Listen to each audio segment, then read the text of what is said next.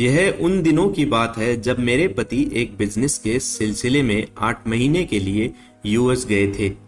Phone पर बातें होती रहती थी, बीच में आना उनके लिए मुश्किल था। हर रोज पति की याद में खुद को रोकती संभालती रही, अपने आप को घर के दूसरे कामों में व्यस्त रखते हुए समझाती रही कि यह तन यह मन पति के लिए है। किसी की नजर पड़ना, किसी के बारे में सोचना भी गलत है, लेकिन यह गलती कर गई मैं अपनी दोस्त मीना के घर बैठने जाती थी। पति घर पर थे नहीं, बेटा मामा मामी के घर गया हुआ था गर्मियों की छुट्टी में। मीना के घर कभी पार्टी होती तो कभी शेरो शायरी, कभी गीत संगीत की महफिल सजती। ऐसी ही पार्टी में एक दिन मनोज आया। मनोज शादियों में गाता था, मीना का ममेरा भाई था। रात का खाना वह अपनी बहन के यहाँ खाता और दिन भर मेहनत मजदूरी करता। एक दिन मीना के कहने पर उसने कुछ प्यार भरे कुछ दर्द भरे गीत सुनाए। वह खूबसूरत जवान और गोरे रंग का था। उसकी आंखें जब जब मुझसे टकराती मेरे दिल में तूफान सा उठने लगता। मनोज अक्सर मुझसे हंसी मजाक करता, मुझे छेड़ता और यही हंसी मजाक छेड़छाड़ एक दिन मुझे मनोज के बहुत करीब ले आई। मैं मीना के घर पहुंची। मीना कहीं गई हुई थी काम से। मनोज मिला, ढेर सारी बातें हुई और बातों ही बातों में मनोज ने कह दिया, मैं तुमसे प्यार करता हूँ। मुझे उसे मना करना चाहिए था, लेकिन नहीं। मैं भी जैसे यह सुनने के इंतजार में बैठी थी। मैंने कहा, मनोज मैं शादीशुदा हूँ। मनोज ने तुरंत कहा, क्या शादीशुदा औरत किसी से प्यार नहीं कर सकती? ऐसा कहीं लिखा है क्या? क्या तुम मुझसे प्यार करती हो? मैंने कहा, हाँ। मैं भूल गई कि मैं एक बच्चे की माँ हूँ। मैं किसी की पत्नी हूँ जिसके साथ जीने मरने की कस्में खाई थी।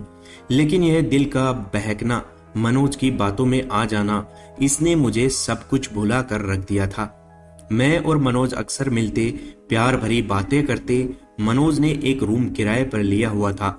जब मीना ने पूछताछ शुरू की तो मैंने मनोज के साथ बाहर मिलने लगी, कभी उसके घर पर, कभी किसी होटल में। और सच कहूं तो मैं उसे अपने घर पर भी लेकर आई थी। यह गुनाह इतना खूबसूरत लग रहा था कि अब शादी का बंधन मुझे एक जेल की तरह लगने लगा था। मैंने एक दिन मनोज से कहा कि क्या वह मुझसे शादी करेगा। उसने हंस कर कहा, मतलब ये कि तुम मेरे लिए अपने पति को छोड़ सकती हो? इसका मतलब ये भी हुआ कि कल किसी और के लिए मुझे भी।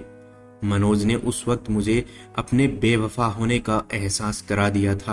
एक दिन मैंने मनोज से शादी का जिक्र फिर छेड़ा। उसने मुझे कहा, शादी तो तुम्हारी हो चुकी है, दोबारा शादी क्यों? क्या बिना शादी के तुम मुझसे प्यार नहीं कर सकती? मैं एक औरत हूँ, प्यार के साथ सुरक्षा भी चाहिए, और शादी किसी भी औरत के लिए सबसे सुरक्षित जगह है। मनोज ने हंसते हुए कहा, क्या तुम अपने पति का सामना कर सकोगी? उससे तलाक मांग सकोगी? कहीं ऐसा तो नहीं कि उसके वापस आते ही प्यार टूट जाए और शादी जीत जाए? मुझ पर तो मनोज का नशा हावी था। मैंने कहा, तुम हाँ तो कहो, मैं सब कुछ छोड़ने को तैयार हूँ, अपना बेटा भी। मनोज ने मुझे घूरते हुए कहा, उफ, ये तो मैंने सोचा ही नहीं था। मनोज, क्या ऐसा नहीं हो सकता कि हम बच्चे को अपने साथ रख लें? मनोज ने हंसते हुए कहा, क्या तुम्हारा बेटा मुझे अपना बाप मानेगा? कभी नहीं।